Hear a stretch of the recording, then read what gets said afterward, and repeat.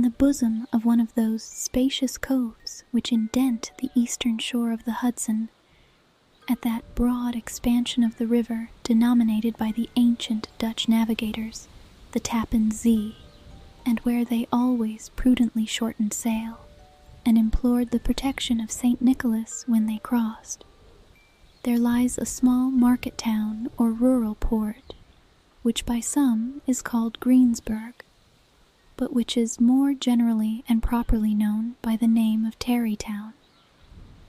This name was given, we are told, in former days by the good housewives of the adjacent country, from the inveterate propensity of their husbands to linger about the village tavern on market days. Be that as it may, I do not vouch for the fact, but merely advert to it for the sake of being precise and authentic. Not far from this village, perhaps about 2 miles, there is a little valley, or rather lap of land, among high hills, which is one of the quietest places in the whole world. A small brook glides through it, with just murmur enough to lull one to repose, and the occasional whistle of a quail or tapping of a woodpecker is almost the only sound that ever breaks in upon the uniform tranquility. I recollect that when a stripling, my first exploit in squirrel shooting was in a grove of tall walnut trees that shades one side of the valley. I had wandered into it at noontime, when all nature is peculiarly quiet, and was startled by the roar of my own gun as it broke the Sabbath stillness around, and was prolonged and reverberated by the angry echoes.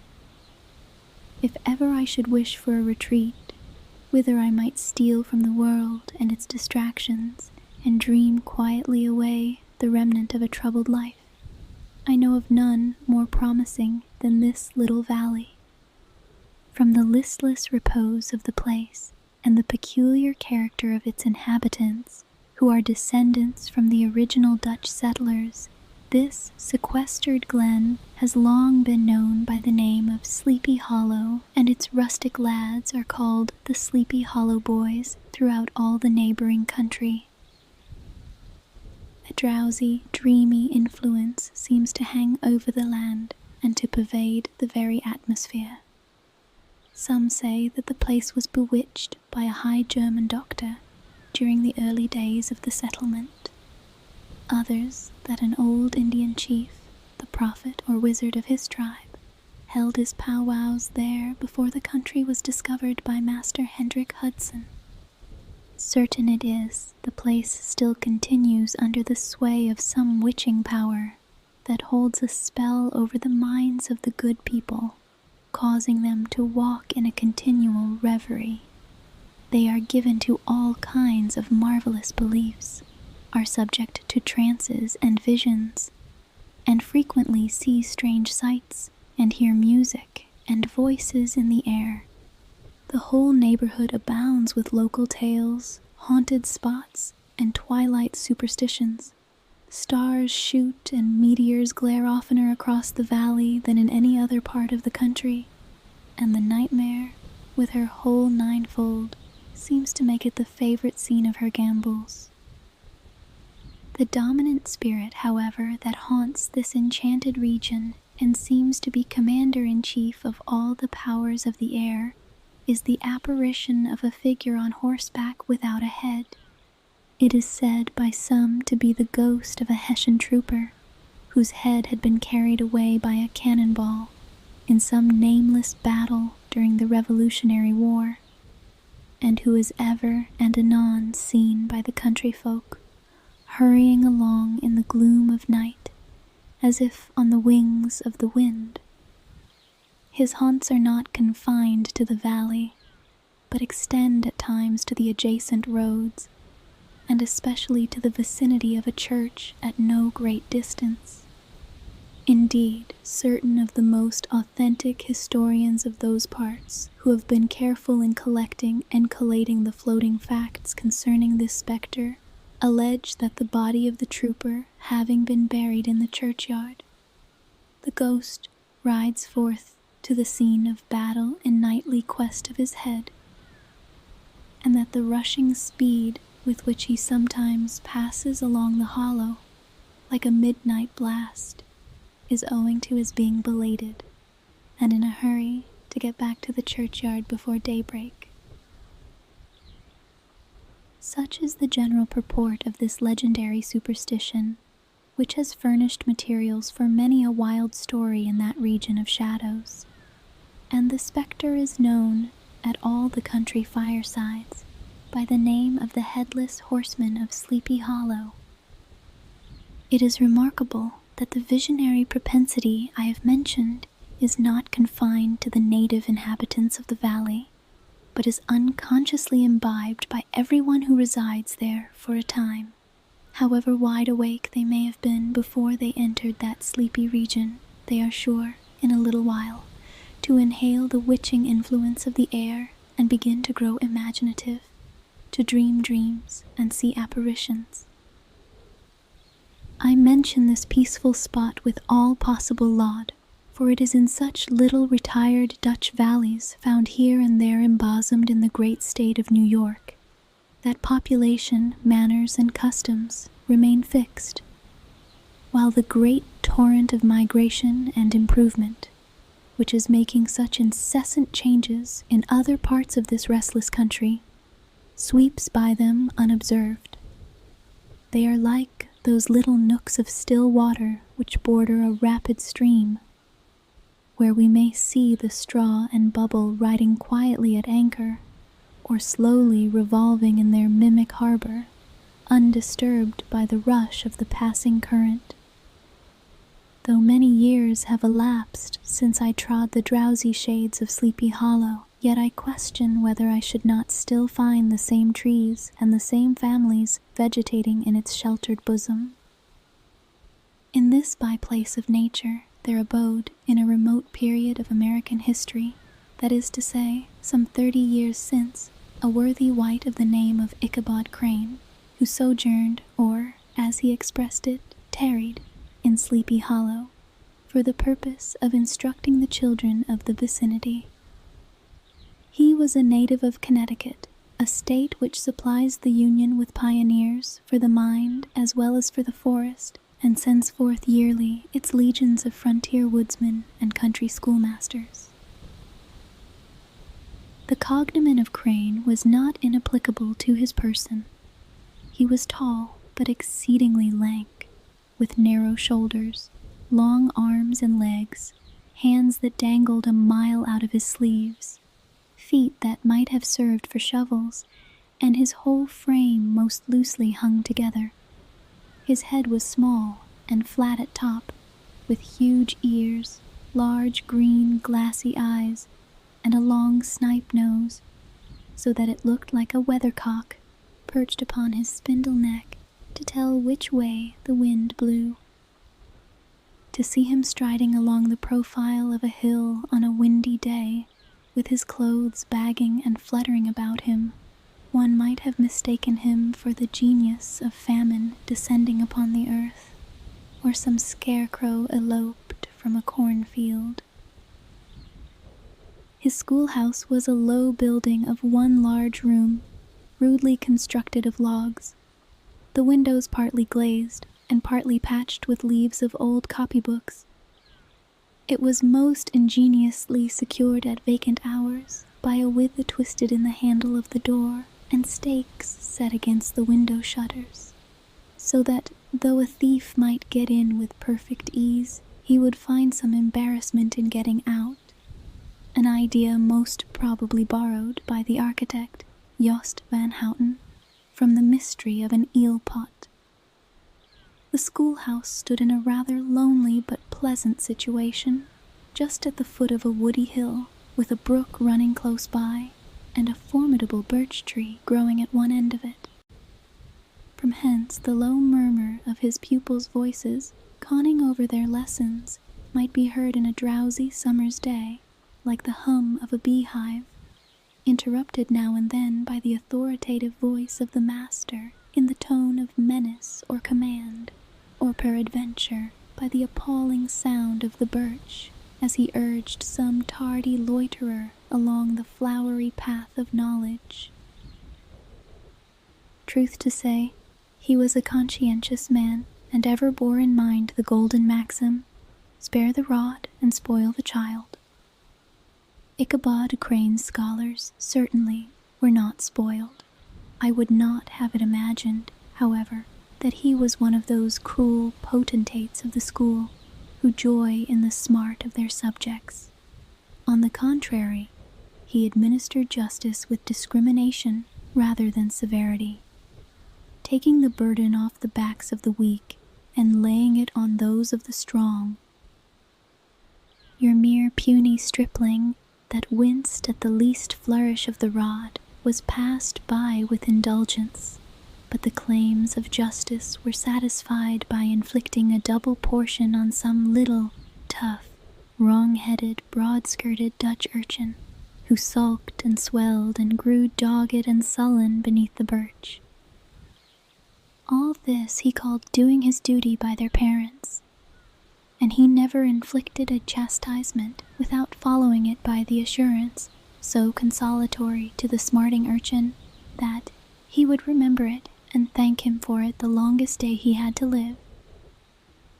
When school hours were over, he was even the companion and playmate of the larger boys, and on holiday afternoons would convoy some of the smaller ones home, who happened to have pretty sisters or good housewives for mothers, noted for the comforts of the cupboard. Indeed, it behooved him to keep on good terms with his pupils. The revenue arising from his school was small and would have been scarcely sufficient to furnish him with daily bread, for he was a huge feeder, and though lank, had the dilating powers of an anaconda. But to help out his maintenance, he was, according to country custom in those parts, boarded and lodged at the houses of the farmers, whose children he instructed. With these he lived successively a week at a time, thus going the rounds of the neighborhood, with all his worldly effects tied up in a cotton handkerchief. That all this might not be too onerous on the purses of his rustic patrons, who are apt to consider the cost of schooling a grievous burden, and schoolmasters as mere drones, he had various ways of rendering himself both useful and agreeable.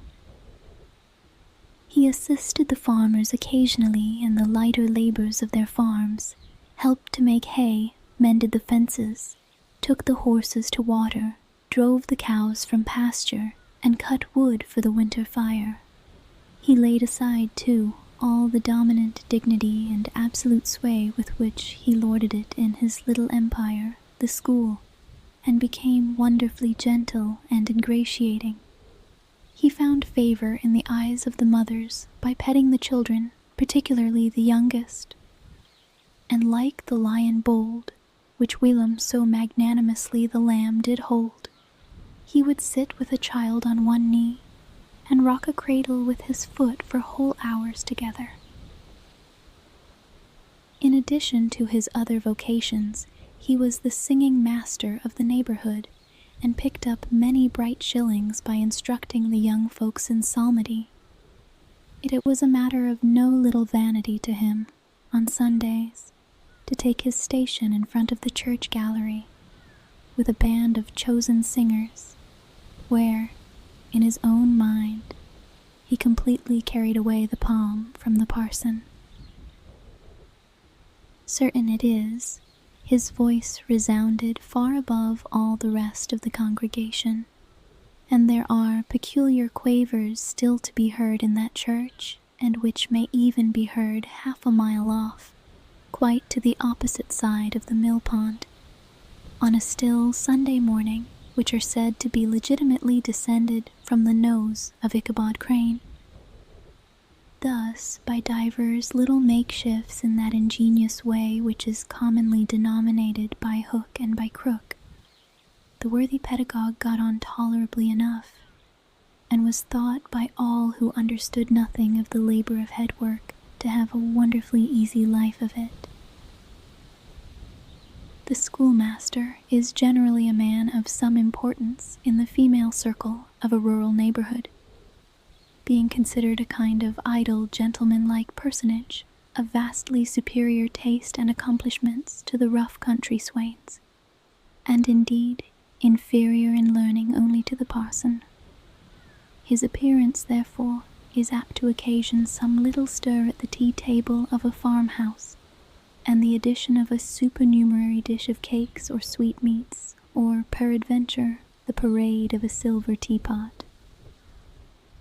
Our man of letters, therefore, was peculiarly happy in the smiles of all the country damsels, how he would figure among them in the churchyard, between services on Sundays, gathering grapes for them from the wild vines that overrun the surrounding trees, reciting for their amusement all the epitaphs on the tombstones, or sauntering with a whole bevy of them along the banks of the adjacent mill pond, while the more bashful country bumpkins hung sheepishly back, envying his superior elegance and address.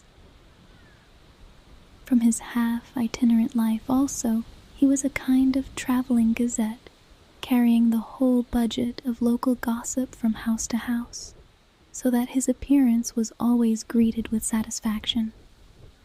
He was, moreover, esteemed by the women as a man of great erudition, for he had read several books quite through, and was a perfect master of Cotton Mather's History of New England Witchcraft, in which, by the way, he most firmly and potently believed. He was, in fact, an odd mixture of small shrewdness and simple credulity. His appetite for the marvelous, and his powers of digesting it, were equally extraordinary, and both had been increased by his residence in this spell-bound region. No tale was too gross or monstrous for his capacious swallow. It was often his delight, after his school was dismissed in the afternoon, to stretch himself on the rich bed of clover bordering the little brook that whimpered by his schoolhouse, and there con over old Mather's direful tales, until the gathering dusk of the evening made the printed page a mere mist before his eyes. Then, as he wended his way, by swamp and stream and awful woodland, to the farmhouse where he happened to be quartered, every sound of nature, at that witching hour, fluttered his excited imagination. The moan of the whip-poor-will from the hillside, the boding cry of the tree-toad, that harbinger of storm, the dreary hooting of the screech-owl, or the sudden rustling in the thicket of birds frightened from their roost. The fireflies, too, which sparkled most vividly in the darkest places, now and then startled him, as one of uncommon brightness would stream across his path, and if by chance a huge blockhead of a beetle came winging his blundering flight against him, the poor varlet was ready to give up the ghost with the idea that he was struck with a witch's token. His only resource on such occasions, either to drown thought or drive away evil spirits, was to sing psalm tunes, and the good people of Sleepy Hollow, as they sat by their doors of an evening, were often filled with awe at hearing his nasal melody, in linked sweetness long drawn out, floating from the distant hill or along the dusky road. Another of his sources of fearful pleasure was to pass long winter evenings with the old Dutch wives, as they sat spinning by the fire, with a row of apples roasting and spluttering along the hearth, and listen to their marvelous tales of ghosts and goblins, and haunted fields, and haunted brooks, and haunted bridges, and haunted houses, and particularly of the headless horseman or galloping Hessian of the Hollow, as they sometimes called him. He would delight them equally by his anecdotes of witchcraft, and of the direful omens and portentous sights and sounds in the air, which prevailed in the earlier times of Connecticut, and would frighten them woefully with speculations upon comets and shooting stars, and with the alarming fact that the world did absolutely turn round, and that they were half the time topsy-turvy. But if there was a pleasure in all this, while snugly cuddling in the chimney corner of a chamber that was all of a ruddy glow from the crackling wood fire, and where, of course, no spectre dared to show his face. It was dearly purchased by the terrors of his subsequent walk homewards. What fearful shapes and shadows beset his path amidst the dim and ghastly glare of a snowy night? With what wistful look did he eye every trembling ray of light streaming across the waste fields from some distant window? How often was he appalled by some shrub covered with snow, which like a sheeted spectre beset his very path? How often did he shrink with curdling awe at the sound of his own steps on the frosty crust beneath his feet, and dread to look over his shoulder, lest he should behold some uncouth being tramping close behind him? And how often was he thrown into complete dismay by some rushing blast, howling among the trees, in the idea that it was the galloping Hessian on one of his nightly scourings? All these, however, were mere terrors of the night, phantoms of the mind that walk in darkness, and though he had seen many spectres in his time, and been more than once beset by Satan in divers shapes, in his lonely perambulations, yet daylight put an end to all these evils, and he would have passed a pleasant life of it, in despite of the devil and all his works, if his path had not been crossed by a being that causes more perplexity to mortal man than ghosts, goblins, and the whole race of witches put together. And that was a woman. Among the musical disciples who assembled one evening in each week to receive his instructions in psalmody was Katrina van Tassel, the daughter and only child of a substantial Dutch farmer. She was a blooming lass of fresh 18, plump as a partridge, ripe and melting and rosy-cheeked as one of her father's peaches, and universally famed, not merely for her beauty, but her vast expectations. She was withal a little of a coquette, as might be perceived even in her dress, which was a mixture of ancient and modern fashions, as most suited to set off her charms. She wore the ornaments of pure yellow gold, which her great-great-grandmother had brought over from Sardom, the tempting stomacher of the olden time, and withal a provokingly short petticoat to display the prettiest foot and ankle in the country round.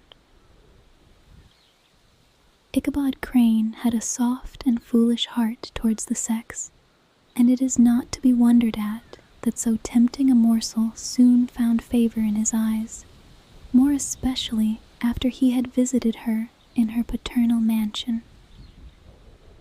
Old Baltus Van Tassel was a perfect picture of a thriving, contented, liberal-hearted farmer. He seldom, it is true, sent either his eyes or his thoughts beyond the boundaries of his own farm, but within those everything was snug, happy, and well-conditioned. He was satisfied with his wealth, but not proud of it, and piqued himself upon the hearty abundance rather than the style in which he lived.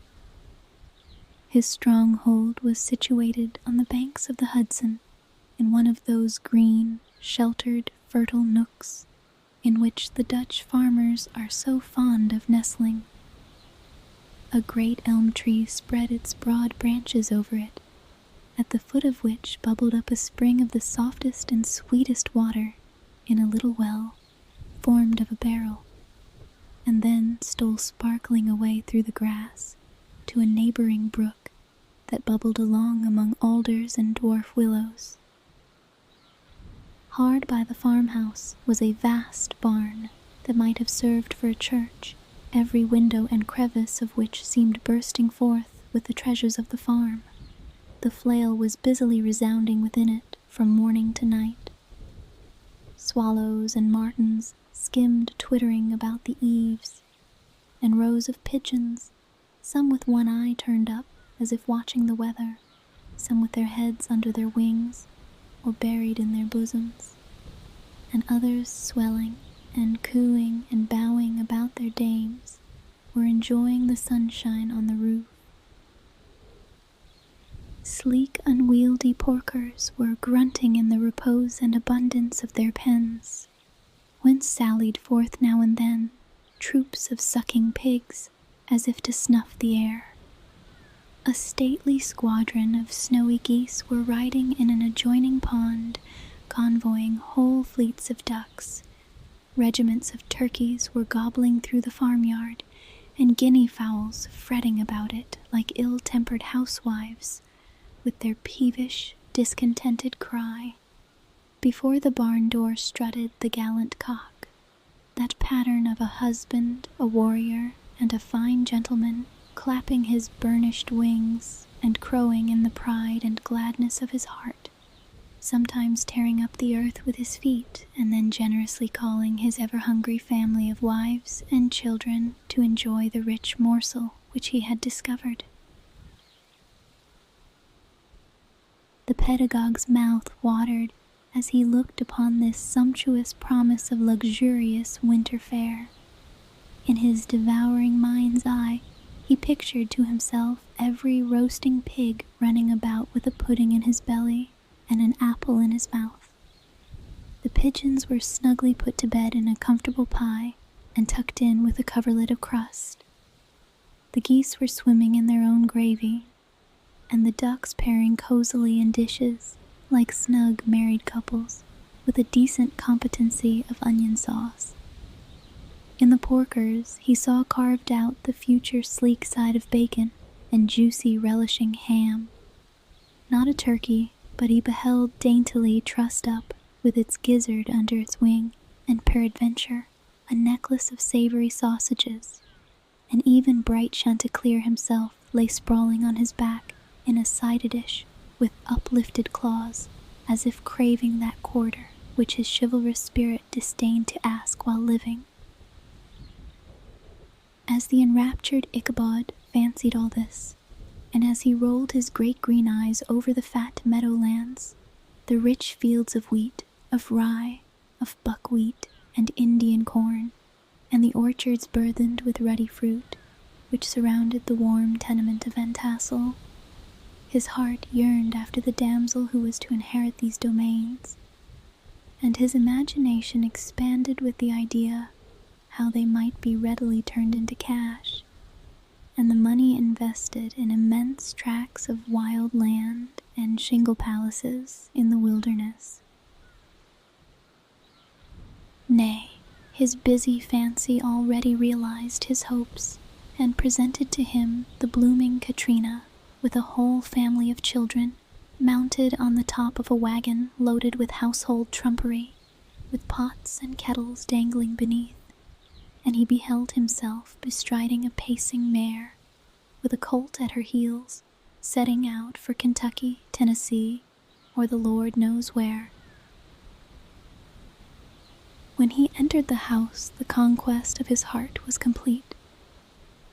It was one of those spacious farmhouses, with high-ridged but lowly sloping roofs, built in the style handed down from the first Dutch settlers, the low projecting eaves forming a piazza along the front, capable of being closed up in bad weather. Under this were hung flails, harness, various utensils of husbandry, and nets for fishing in the neighboring river. Benches were built along the sides for summer use, and a great spinning wheel at one end and a churn at the other showed the various uses to which this important porch might be devoted. From this piazza the wondering Ichabod entered the hall, which formed the center of the mansion and the place of usual residence. Here, rows of resplendent pewter ranged on a long dresser dazzled his eyes. In one corner stood a huge bag of wool ready to be spun, in another a quantity of linsey-woolsey just from the loom, ears of Indian corn, and strings of dried apples and peaches hung in gay festoons along the walls, mingled with the god of red peppers. And a door left ajar gave him a peep into the best parlor. where the claw-footed chairs and dark mahogany tables shone like mirrors, and irons, with their accompanying shovel and tongs, glistened from their covert of asparagus tops. Mock oranges and conch shells decorated the mantelpiece. Strings of various colored birds' eggs were suspended above it. A great ostrich egg was hung from the center of the room, and a corner cupboard, knowingly left open, displayed immense treasures of old silver and well-mended china. From the moment Ichabod laid his eyes upon these regions of delight, the peace of his mind was at an end, and his only study was how to gain the affections of the peerless daughter of Van Tassel. In this enterprise, however, he had more real difficulties than generally fell to the lot of a knight-errant of yore, who seldom had anything but giants, enchanters, fiery dragons, and such like easily conquered adversaries to contend with, and had to make his way merely through gates of iron and brass, and walls of adamant to the castle keep, where the lady of his heart was confined, all which he achieved as easily as a man would carve his way to the center of a Christmas pie. And then the lady gave him her hand as a matter of course.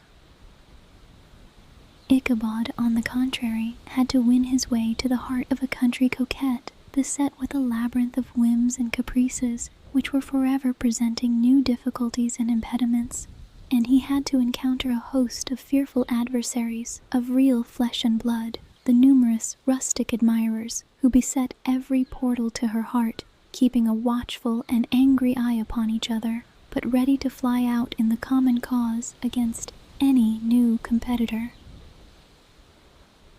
Among these, the most formidable was a burly, roaring, roistering blade, of the name of Abraham, or, according to the Dutch abbreviation, Brom van Brunt, the hero of the country round, which rang with his feats of strength and hardihood. He was broad-shouldered and double-jointed, with short, curly black hair and a bluff, but not unpleasant countenance, having a mingled air of fun and arrogance. From his Herculean frame and great powers of limb, he had received the nickname of Brom Bones, by which he was universally known. He was famed for great knowledge and skill in horsemanship, being as dexterous on horseback as a Tartar. He was foremost at all races and cockfights, and with the ascendancy which bodily strength always acquires in rustic life, was the umpire in all disputes, setting his hat on one side, and giving his decisions with an air and tone admitting of no gainsay or appeal. He was always ready for either a fight or a frolic, but had more mischief than ill will in his composition, and with all his overbearing roughness, there was a strong dash of waggish good humor at bottom. He had 3 or 4 boon companions, who regarded him as their model, and at the head of whom he scoured the country, attending every scene of feud or merriment for miles round. In cold weather, he was distinguished by a fur cap, surmounted with a flaunting fox's tail, and when the folks at a country gathering descried this well-known crest at a distance, whisking about among a squad of hard riders, they always stood by for a squall. Sometimes his crew would be heard dashing along past the farmhouses at midnight with whoop and halloo, like a troop of dawn Cossacks, and the old dames, startled out of their sleep, would listen for a moment till the hurry-scurry had clattered by, and then exclaim, "Aye, there goes Brom Bones and his gang." The neighbors looked upon him with a mixture of awe, admiration, and goodwill, and when any madcap prank or rustic brawl occurred in the vicinity, always shook their heads and warranted Brom Bones was at the bottom of it. This rantipole hero had for some time singled out the blooming Katrina for the object of his uncouth gallantries, and though his amorous toyings were something like the gentle caresses and endearments of a bear, yet it was whispered that she did not altogether discourage his hopes. Certain it is, his advances were signals for rival candidates to retire, who felt no inclination to cross a lion in his amours, insomuch that when his horse was seen tied to Van Tassel's paling on a Sunday night, a sure sign that his master was courting, or, as it is termed, sparking, within, all other suitors passed by in despair, and carried the war into other quarters.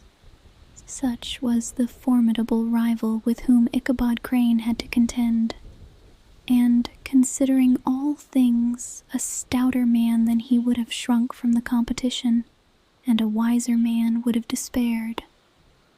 He had, however, a happy mixture of pliability and perseverance in his nature. He was in form and spirit like a supplejack, yielding, but tough. Though he bent, he never broke, and though he bowed beneath the slightest pressure, yet, the moment it was away, jerk, he was as erect and carried his head as high as ever. To have taken the field openly against his rival would have been madness, for he was not a man to be thwarted in his amours any more than that stormy lover, Achilles. Ichabod, therefore, made his advances in a quiet and gently insinuating manner. Under cover of his character of singing master, he made frequent visits at the farmhouse. Not that he had anything to apprehend from the meddlesome interference of parents, which is so often a stumbling block in the path of lovers. Balt Van Tassel was an easy, indulgent soul.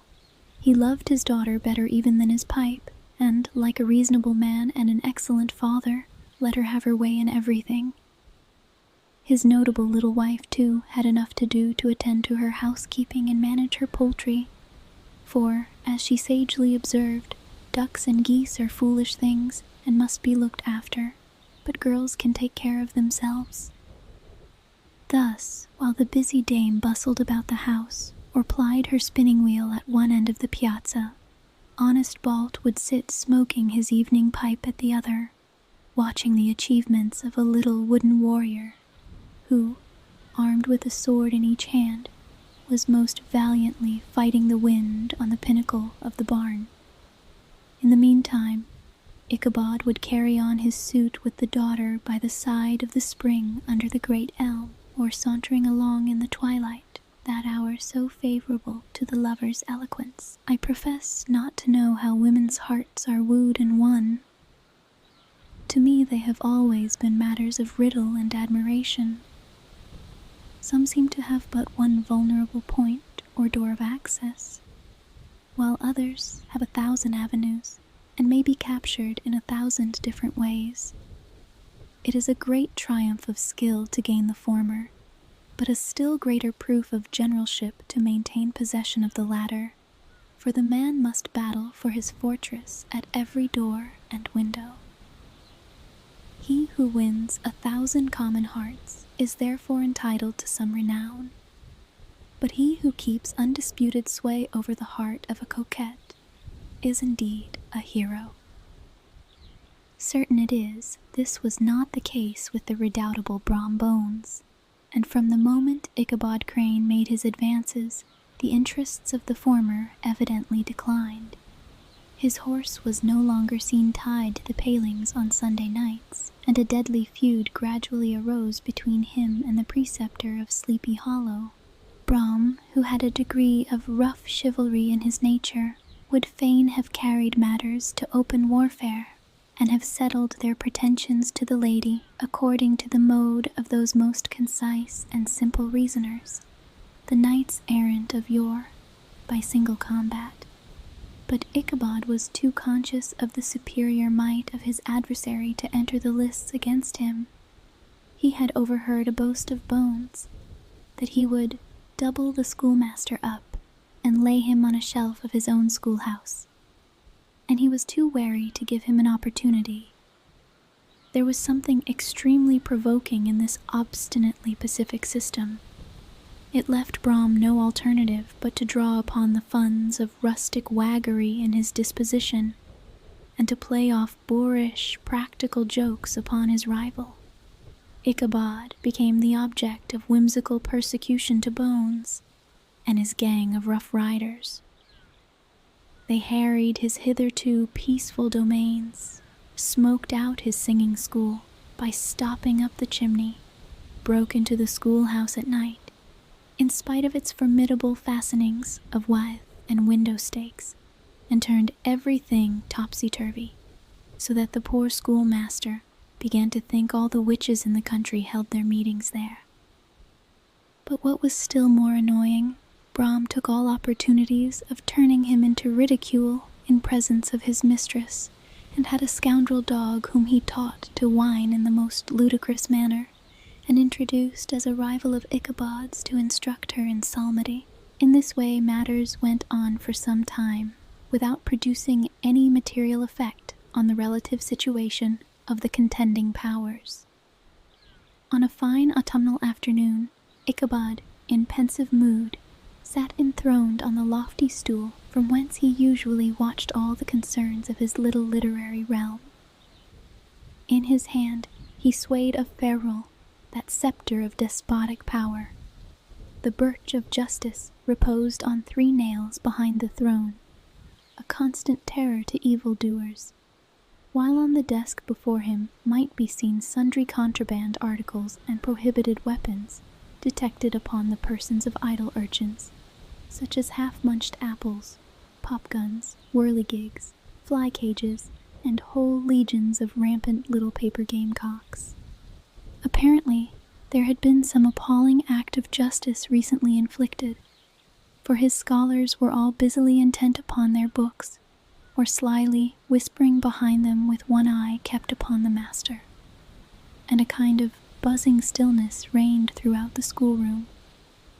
It was suddenly interrupted by the appearance of a black man in tow-cloth jacket and trousers, a round-crowned fragment of a hat like the cap of Mercury, and mounted on the back of a ragged, wild, half-broken colt, which he managed with a rope by way of halter. He came clattering up to the school door with an invitation to Ichabod to attend a merrymaking or quilting frolic to be held that evening at Mynheer Van Tassel's, and having delivered his message with that air of importance and effort at fine language which a black man is apt to display on petty embassies of the kind, he dashed over the brook and was seen scampering away up the hollow, full of the importance and hurry of his mission. All was now bustle and hubbub in the late, quiet schoolroom. The scholars were hurried through their lessons without stopping at trifles. Those who were nimble skipped over half with impunity, and those who were tardy had a smart application now and then in the rear to quicken their speed or help them over a tall word. Books were flung aside without being put away on the shelves. Inkstands were overturned, benches thrown down, and the whole school was turned loose an hour before the usual time, bursting forth like a legion of young imps, yelping and racketing about the green, in joy at their early emancipation. The gallant Ichabod now spent at least an extra half-hour at his toilet, brushing and furbishing up his best, and indeed only suit of rusty black, and arranging his locks by a bit of broken looking-glass that hung up in the schoolhouse, that he might make his appearance before his mistress in the true style of a cavalier. He borrowed a horse from the farmer with whom he was domiciliated, a choleric old Dutchman of the name of Hans van Ripper, and, thus gallantly mounted, issued forth, like a knight-errant in quest of adventures. But it is meet I should, in the true spirit of romantic story, give some account of the looks and equipments of my hero and his steed. The animal he bestrode was a broken-down plow horse that had outlived almost everything but his viciousness. He was gaunt and shagged, with a ewe-neck and a head like a hammer. His rusty mane and tail were tangled and knotted with burrs. One eye had lost its pupil and was glaring and spectral, but the other had the gleam of a genuine devil in it. Still, he must have had fire and metal in his day, if we may judge from the name he bore of gunpowder. He had, in fact, been a favorite steed of his master's, the choleric Van Ripper, who was a furious rider, and had infused, very probably, some of his own spirit into the animal. For old and broken down as he looked, there was more of the lurking devil in him than in any young filly in the country. Ichabod was a suitable figure for such a steed. He rode with short stirrups which brought his knees nearly up to the pommel of the saddle. His sharp elbows stuck out like grasshoppers. He carried his whip perpendicularly in his hand, like a scepter, and, as his horse jogged on, the motion of his arms was not unlike the flapping of a pair of wings. A small wool hat rested on the top of his nose, for so his scanty strip of forehead might be called, and the skirts of his black coat fluttered out almost to the horse's tail. Such was the appearance of Ichabod and his steed, as they shambled out of the gate of Hans Van Ripper, and it was altogether such an apparition as is seldom to be met with in broad daylight. It was, as I have said, a fine autumnal day. The sky was clear and serene, and nature wore that rich and golden livery which we always associate with the idea of abundance. The forests had put on their sober brown and yellow, while some trees of the tenderer kind had been nipped by the frosts into brilliant dyes of orange, purple, and scarlet. Streaming files of wild ducks began to make their appearance high in the air. The bark of the squirrel might be heard from the groves of beech and hickory nuts, and the pensive whistle of the quail at intervals from the neighboring stubble field. The small birds were taking their farewell banquets. In the fullness of their revelry, they fluttered, chirping and frolicking, from bush to bush and tree to tree, capricious from the very profusion and variety around them. There was the honest cock-robin, the favorite game of stripling sportsmen, with its loud, querulous note, and the twittering blackbirds flying in sable clouds, and the golden-winged woodpecker, with his crimson crest, his broad black gorget, and splendid plumage, and the cedar bird, with its red-tipped wings and yellow-tipped tail, and its little Montero cap of feathers, and the blue jay, that noisy coxcomb, in his gay light blue coat and white underclothes, screaming and chattering, nodding and bobbing and bowing, and pretending to be on good terms with every songster of the grove. As Ichabod jogged slowly on his way, his eye, ever open to every symptom of culinary abundance, ranged with delight over the treasures of jolly autumn. On all sides he beheld vast store of apples, some hanging in oppressive opulence on the trees, some gathered into baskets and barrels for the market, others heaped up in rich piles for the cider press. Farther on he beheld great fields of Indian corn, with its golden ears peeping from their leafy coverts and holding out the promise of cakes and hasty pudding, and the yellow pumpkins lying beneath them, turning up their fair round bellies to the sun, and giving ample prospects of the most luxurious of pies. And anon he passed the fragrant buckwheat fields, breathing the odor of the beehive, and as he beheld them, soft anticipations stole over his mind of dainty slapjacks, well buttered and garnished with honey or treacle by the delicate little dimpled hand of Katrina Van Tassel. Thus, feeding his mind with many sweet thoughts and sugared suppositions, he journeyed along the sides of a range of hills which look out upon some of the goodliest scenes of the mighty Hudson. The sun gradually wheeled his broad disk down into the west. The wide bosom of the Tappan Zee lay motionless and glassy, excepting that here and there a gentle undulation waved and prolonged the blue shadow of the distant mountain. A few amber clouds floated in the sky without a breath of air to move them. The horizon was of a fine golden tint, changing gradually into a pure apple green, and from that into the deep blue of the mid-heaven. A slanting ray lingered on the woody crests of the precipices that overhung some parts of the river, giving greater depth to the dark gray and purple of their rocky sides.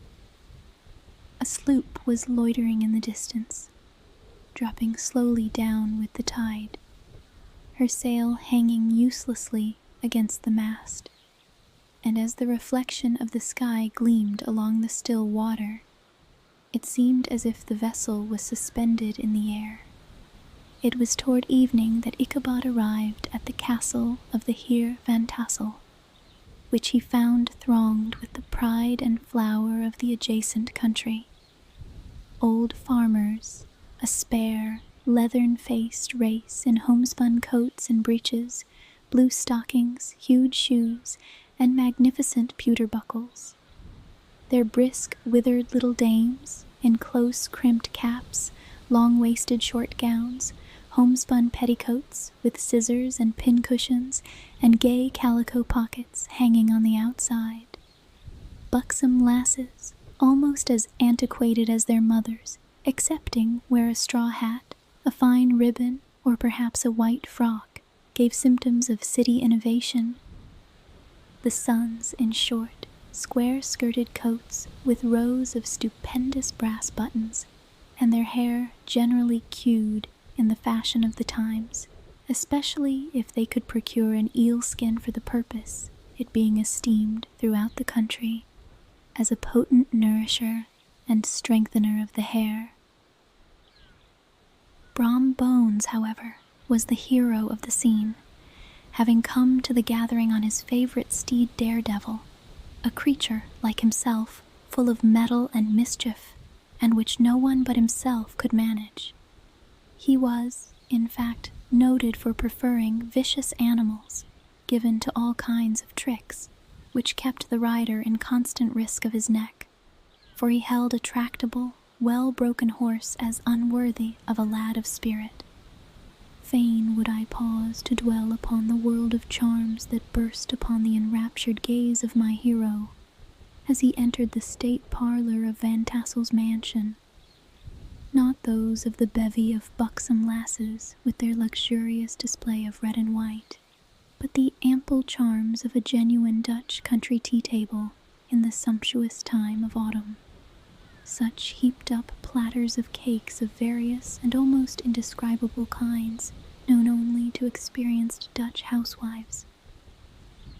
There was the dowdy doughnut, the tenderer olykoek, and the crisp and crumbling cruller, sweet cakes and short cakes, ginger cakes and honey cakes, and the whole family of cakes. And then there were apple pies, and peach pies, and pumpkin pies, besides slices of ham and smoked beef, and moreover, delectable dishes of preserved plums, and peaches, and pears, and quinces, not to mention broiled shad and roasted chickens, together with bowls of milk and cream, all mingled higgledy-piggledy, pretty much as I have enumerated them, with the motherly teapot sending up its clouds of vapor from the midst. Heaven bless the mark. I want breath and time to discuss this banquet as it deserves, and am too eager to get on with my story. Happily, Ichabod Crane was not in so great a hurry as his historian, but did ample justice to every dainty. He was a kind and thankful creature, whose heart dilated in proportion as his skin was filled with good cheer, and whose spirits rose with eating, as some men's do with drink. He could not help, too, rolling his large eyes round him as he ate, and chuckling with the possibility that he might one day be lord of all this scene of almost unimaginable luxury and splendor.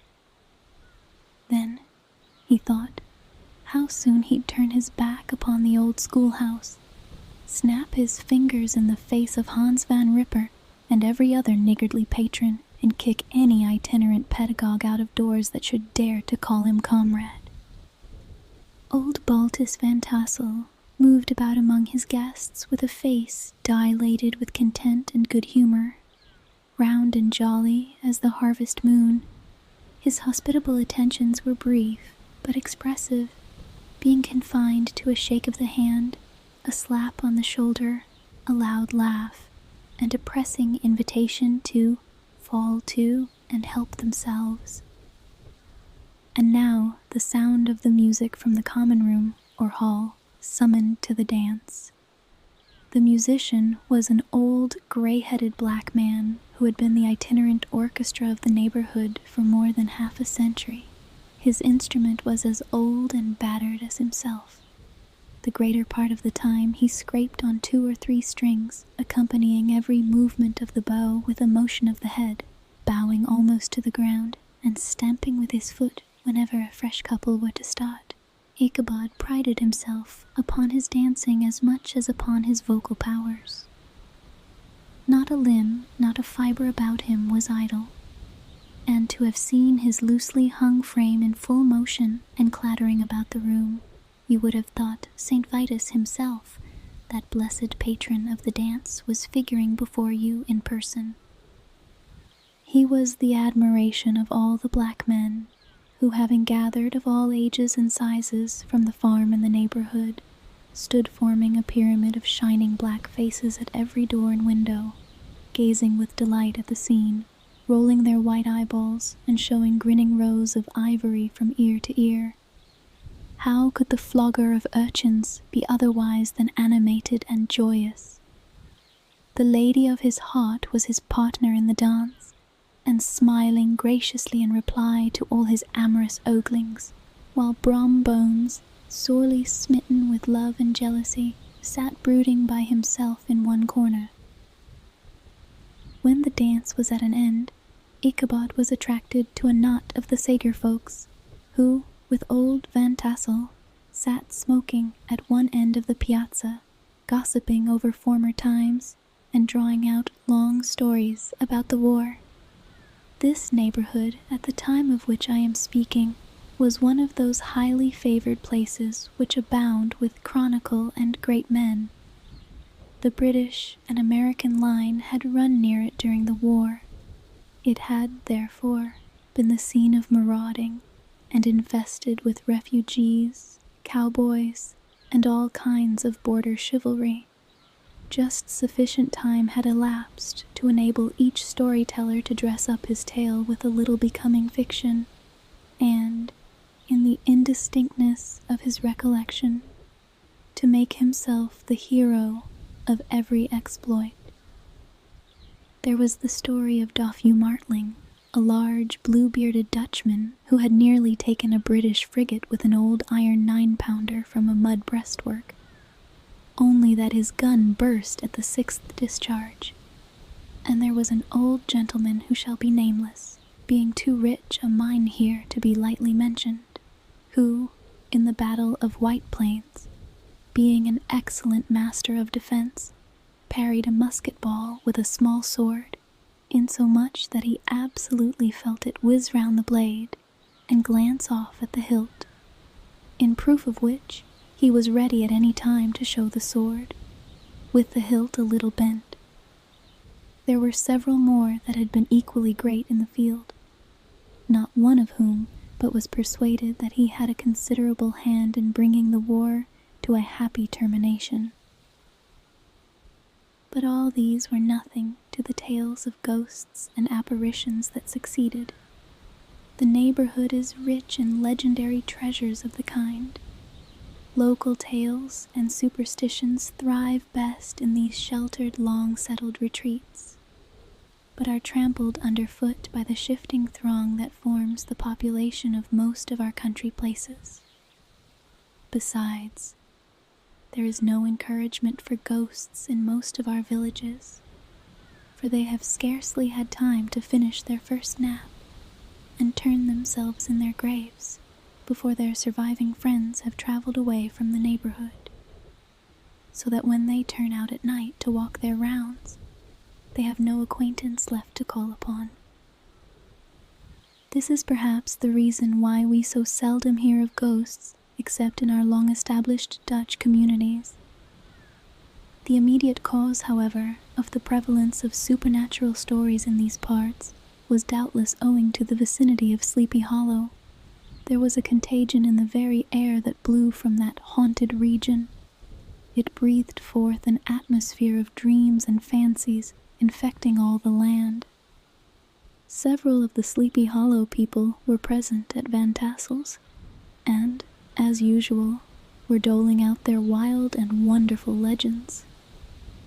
Many dismal tales were told about funeral trains, and mourning cries and wailings heard and seen about the great tree where the unfortunate Major André was taken, and which stood in the neighborhood.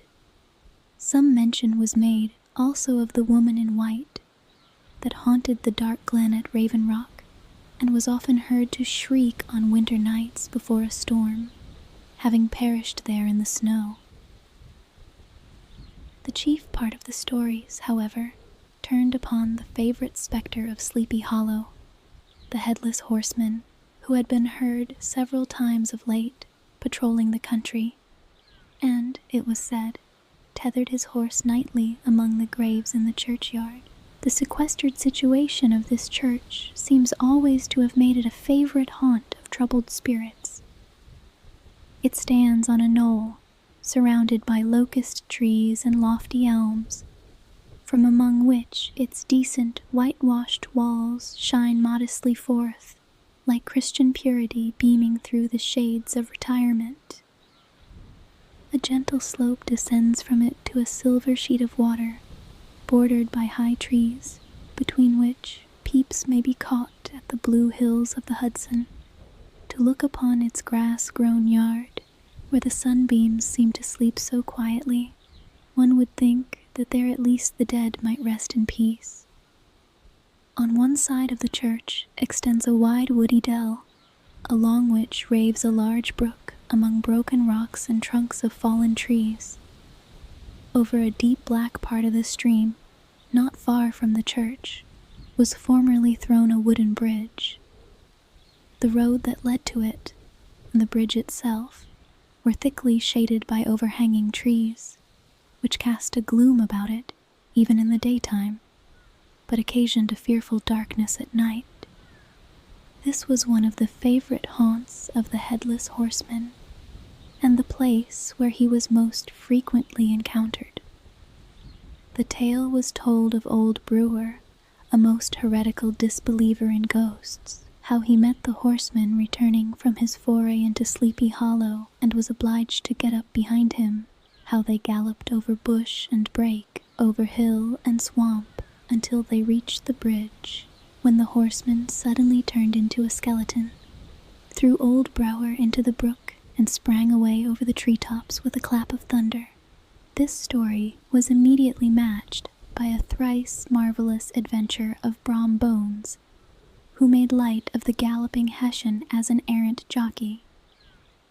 He affirmed that on returning one night from the neighboring village of Sing Sing, he had been overtaken by this midnight trooper, that he had offered to race with him for a bowl of punch, and should have won it too, for Daredevil beat the goblin horse All Hollow. But just as they came to the church bridge, the Hessian bolted and vanished in a flash of fire. All these tales, told in that drowsy undertone with which men talk in the dark, the countenances of the listeners only now and then receiving a casual gleam from the glare of a pipe, sank deep in the mind of Ichabod. He repaid them in kind with large extracts from his invaluable author, Cotton Mather, and added many marvelous events that had taken place in his native state of Connecticut, and fearful sights which he had seen in his nightly walks about Sleepy Hollow. The revel now gradually broke up. The old farmers gathered together their families in their wagons and were heard for some time rattling along the hollow roads and over the distant hills.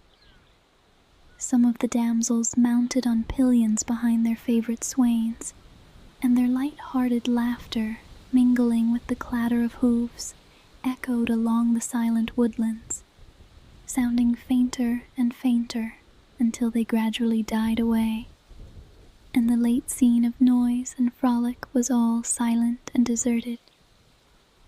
Ichabod only lingered behind, according to the custom of country lovers, to have a tete-a-tete with the heiress, fully convinced that he was now on the high road to success. What passed at this interview I will not pretend to say, for in fact I do not know. Something, however, I fear me, must have gone wrong, for he certainly sallied forth, after no very great interval, with an air quite desolate and chop-fallen. Oh, these women, these women! Could that girl have been playing off any of her coquettish tricks? Was her encouragement of the poor pedagogue all a mere sham to secure her conquest of his rival? Heaven only knows, not I. Let it suffice to say, Ichabod stole forth with the air of one who had been sacking a hen-roost rather than a fair lady's heart, without looking to the right or left to notice the scene of rural wealth on which he had so often gloated. He went straight to the stable, and with several hearty cuffs and kicks, roused his steed most uncourteously from the comfortable quarters in which he was soundly sleeping, dreaming of mountains of corn and oats and whole valleys of timothy and clover. It was the very witching time of night that Ichabod, heavy-hearted and crestfallen, pursued his travels homewards along the sides of the lofty hills which rise above Tarrytown, and which he had traversed so cheerily in the afternoon. The hour was as dismal as himself. Far below him, the Tappan Zee spread its dusky and indistinct waste of waters, with here and there the tall mast of a sloop, riding quietly at anchor under the land. In the dead hush of midnight, he could even hear the barking of the watchdog from the opposite shore of the Hudson, but it was so vague and faint as only to give an idea of his distance from this faithful companion of man. Now and then, too, the long-drawn crowing of a cock, accidentally awakened, would sound far, far off, from some farmhouse away among the hills, but it was like a dreaming sound in his ear. No signs of life occurred near him, but occasionally the melancholy chirp of a cricket, or perhaps the guttural twang of a bullfrog, from a neighboring marsh, as if sleeping uncomfortably and turning suddenly in his bed. All the stories of ghosts and goblins that he had heard in the afternoon now came crowding upon his recollection. The night grew darker and darker. The stars seemed to sink deeper in the sky, and driving clouds occasionally hid them from his sight. He had never felt so lonely and dismal. He was, moreover, approaching the very place where many of the scenes of the ghost stories had been laid.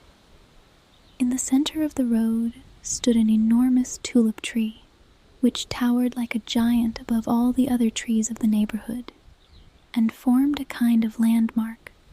Its limbs were gnarled and fantastic, large enough to form trunks for ordinary trees, twisting down almost to the earth and rising again into the air. It was connected with the tragical story of the unfortunate André, who had been taken prisoner hard by, and was universally known by the name of Major André's tree. The common people regarded it with a mixture of respect and superstition, partly out of sympathy for the fate of its ill-starred namesake, and partly from the tales of strange sights and doleful lamentations told concerning it. As Ichabod approached this fearful tree, he began to whistle. He thought his whistle was answered. It was but a blast sweeping sharply through the dry branches. As he approached a little nearer, he thought he saw something white hanging in the midst of the tree. He paused and ceased whistling, but on looking more narrowly, perceived that it was a place where the tree had been scathed by lightning, and the white wood laid bare. Suddenly he heard a groan. His teeth chattered, and his knees smote against the saddle. It was but the rubbing of one huge bough upon another as they were swayed about by the breeze. He passed the tree in safety, but new perils lay before him. About 200 yards from the tree, a small brook crossed the road and ran into a marshy and thickly wooded glen known by the name of Wiley's Swamp. A few rough logs, laid side by side, served for a bridge over this stream. On that side of the road where the brook entered the wood, a group of oaks and chestnuts, matted thick with wild grapevines, threw a cavernous gloom over it. To pass this bridge was the severest trial. It was at this identical spot that the unfortunate André was captured, and under the covert of those chestnuts and vines were the sturdy yeomen concealed who surprised him. This has ever since been considered a haunted stream, and fearful are the feelings of the schoolboy who has to pass it alone after dark. As he approached the stream, his heart began to thump. He summoned up, however, all his resolution, gave his horse half a score of kicks in the ribs, and attempted to dash briskly across the bridge. But instead of starting forward, the perverse old animal made a lateral movement and ran broadside against the fence. Ichabod, whose fears increased with the delay, jerked the reins on the other side and kicked lustily with the contrary foot. It was all in vain. His steed started, it is true, but it was only to plunge to the opposite side of the road into a thicket of brambles and alder bushes. The schoolmaster now bestowed both whip and heel upon the starveling ribs of old Gunpowder, who dashed forward, snuffling and snorting, but came to a stand just by the bridge with a suddenness that had nearly sent his rider sprawling over his head. Just at this moment, a plashy tramp by the side of the bridge caught the sensitive ear of Ichabod. In the dark shadow of the grove, on the margin of the brook, he beheld something huge, misshapen, black, and towering.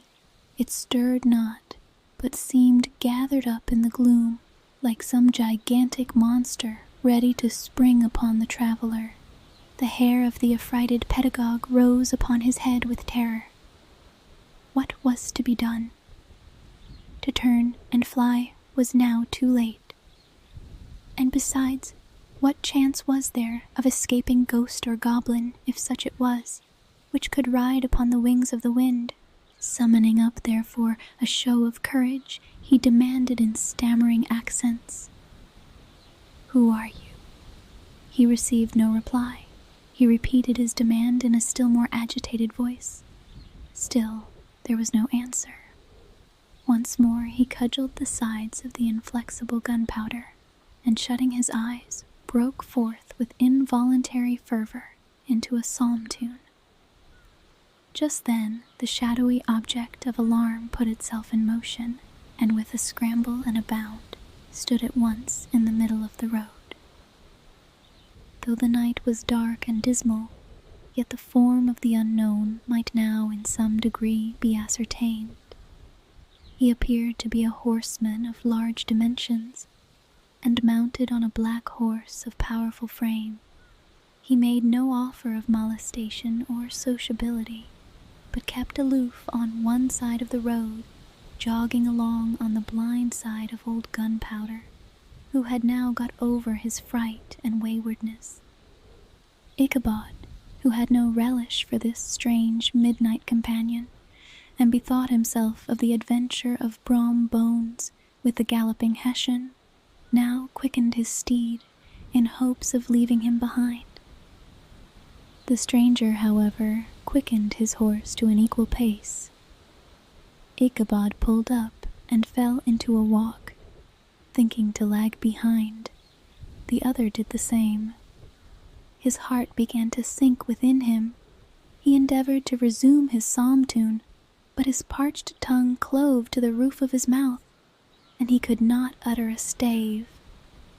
There was something in the moody and dogged silence of this pertinacious companion that was mysterious and appalling. It was soon fearfully accounted for.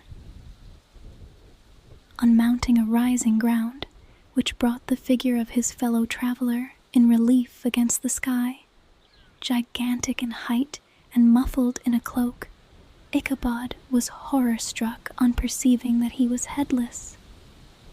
But his horror was still more increased on observing that the head, which should have rested on his shoulders, was carried before him on the pommel of his saddle. His terror rose to desperation.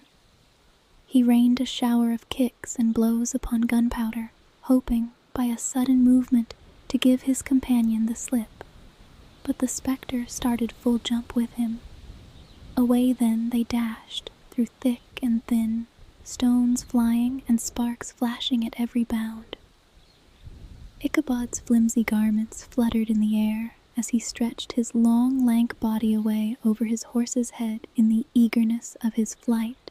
They had now reached the road which turns off to Sleepy Hollow, but Gunpowder, who seemed possessed with a demon, instead of keeping up it, made an opposite turn and plunged headlong downhill to the left.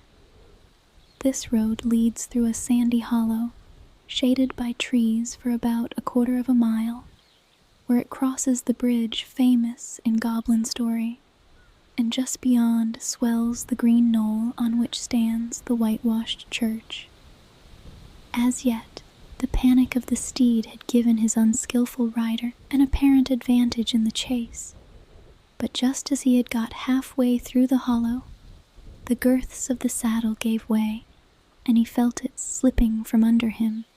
He seized it by the pommel and endeavored to hold it firm, but in vain, and had just time to save himself by clasping old Gunpowder round the neck when the saddle fell to the earth, and he heard it trampled underfoot by his pursuer. For a moment the terror of Hans Van Ripper's wrath passed across his mind, for it was his Sunday saddle. But this was no time for petty fears. The goblin was hard on his haunches, and, unskillful rider that he was, he had much ado to maintain his seat, sometimes slipping on one side, sometimes on another, and sometimes jolted on the high ridge of his horse's backbone with a violence that he verily feared would cleave him asunder. An opening in the trees now cheered him with the hopes that the church bridge was at hand. The wavering reflection of a silver star in the bosom of the brook told him that he was not mistaken. He saw the walls of the church dimly glaring under the trees beyond. He recollected the place where Brombones's ghostly competitor had disappeared. "If I can but reach that bridge," thought Ichabod, "I am safe." Just then, he heard the black steed panting and blowing close behind him. He even fancied that he felt his hot breath. Another convulsive kick in the ribs, and old Gunpowder sprang upon the bridge. He thundered over the resounding planks. He gained the opposite side, and now Ichabod cast a look behind to see if his pursuer should vanish according to rule in a flash of fire and brimstone. Just then he saw the goblin rising in his stirrups, and in the very act of hurling his head at him. Ichabod endeavored to dodge the horrible missile, but too late. It encountered his cranium with a tremendous crash. He was tumbled headlong into the dust, and Gunpowder, the black steed, and the goblin rider passed by like a whirlwind. The next morning, The old horse was found without his saddle, and with the bridle under his feet, soberly cropping the grass at his master's gate. Ichabod did not make his appearance at breakfast. Dinner hour came, but no Ichabod. The boys assembled at the schoolhouse and strolled idly about the banks of the brook, but no schoolmaster. Hans Van Ripper now began to feel some uneasiness about the fate of poor Ichabod and his saddle. An inquiry was set on foot, and after diligent investigation they came upon his traces. In one part of the road leading to the church was found the saddle trampled in the dirt. The tracks of horses' hoofs deeply dented in the road, and evidently at furious speed, were traced to the bridge, beyond which, on the bank of a broad part of the brook where the water ran deep and black, was found the hat of the unfortunate Ichabod, and close beside it a shattered pumpkin. The brook was searched, but the body of the schoolmaster was not to be discovered. Hans Van Ripper, as executor of his estate, examined the bundle which contained all his worldly effects. They consisted of 2 shirts and a half, 2 stocks for the neck, a pair or 2 of worsted stockings, an old pair of corduroy small clothes, a rusty razor, a book of psalm tunes full of dog's ears, and a broken pitch pipe. As to the books and furniture of the schoolhouse, they belonged to the community, excepting Cotton Mather's History of Witchcraft, a New England almanac, and a book of dreams and fortune-telling, in which last was a sheet of foolscap much scribbled and blotted, in several fruitless attempts to make a copy of verses in honor of the heiress of Van Tassel. These magic books and the poetic scrawl were forthwith consigned to the flames by Hans Van Ripper, who from that time forward determined to send his children no more to school, observing that he never knew any good come of this same reading and writing. Whatever money the schoolmaster possessed, and he had received his quarter's pay but a day or 2 before, he must have had about his person at the time of his disappearance. The mysterious event caused much speculation at the church on the following Sunday. Knots of gazers and gossips were collected in the churchyard, at the bridge, and at the spot where the hat and pumpkin had been found. The stories of Brewer, of Bones, and a whole budget of others were called to mind, and when they had diligently considered them all and compared them with the symptoms of the present case, they shook their heads and came to the conclusion that Ichabod had been carried off by the galloping Hessian. As he was a bachelor and in nobody's debt, nobody troubled his head any more about him. The school was removed to a different quarter of the hollow, and another pedagogue reigned in his stead. It is true, an old farmer, who had been down to New York on a visit several years after, and from whom this account of the ghostly adventure was received, brought home the intelligence that Ichabod Crane was still alive, that he had left the neighborhood, partly through fear of the goblin and Hans Van Ripper, and partly in mortification at having been suddenly dismissed by the heiress, that he had changed his quarters to a distant part of the country, had kept school and studied law at the same time, had been admitted to the bar, turned politician, electioneered, written for the newspapers, and finally had been made a justice of the 10-pound court. Brombones, too, who shortly after his rival's disappearance conducted the blooming Katrina in triumph to the altar, was observed to look exceedingly knowing whenever the story of Ichabod was related, and always burst into a hearty laugh at the mention of the pumpkin, which led some to suspect that he knew more about the matter than he chose to tell. The old country wives, however, who are the best judges of these matters, maintain to this day that Ichabod was spirited away by supernatural means, and it is a favorite story often told about the neighborhood round the winter evening fire. The bridge became more than ever an object of superstitious awe, and that may be the reason why the road has been altered of late years so as to approach the church by the border of the mill pond.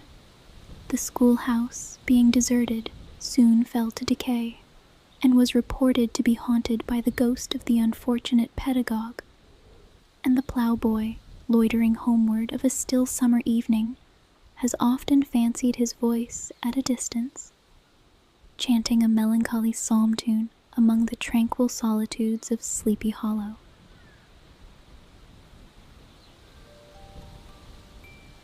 The preceding tale is given almost in the precise words in which I heard it related at a corporation meeting of the ancient city of Manhattoes, at which were present many of its sagest and most illustrious burghers. The narrator was a pleasant, shabby, gentlemanly old fellow in pepper and salt clothes with a sadly humorous face, and one whom I strongly suspected of being poor. He made such efforts to be entertaining.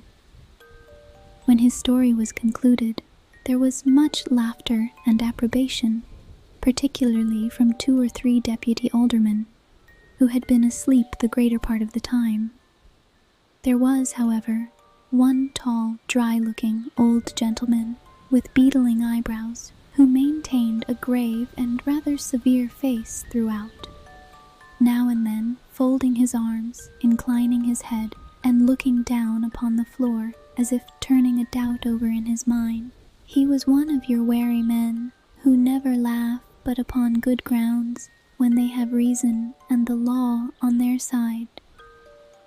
When the mirth of the rest of the company had subsided and silence was restored, he leaned one arm on the elbow of his chair and, sticking the other akimbo, demanded, with a slight but exceedingly sage motion of the head and contraction of the brow, what was the moral of the story and what it went to prove. The storyteller, who was just putting a glass of wine to his lips, as a refreshment after his toils, paused for a moment, looked at his inquirer with an air of infinite deference, and, lowering the glass slowly to the table, observed that the story was intended most logically to prove that there is no situation in life but has its advantages and pleasures, provided we will but take a joke as we find it, that therefore he that runs races with goblin troopers is likely to have rough riding of it. Ergo, for a country schoolmaster to be refused the hand of a Dutch heiress is a certain step to high preferment in the state. The cautious old gentleman knit his brows tenfold closer after this explanation, being sorely puzzled by the ratiocination of the syllogism, while methought the one in pepper and salt eyed him with something of a triumphant leer. At length he observed that all this was very well, but still he thought the story a little on the extravagant. There were 1 or 2 points on which he had his doubts. "Faith, sir," replied the storyteller, "as to that matter, I don't believe 1/2 of it myself.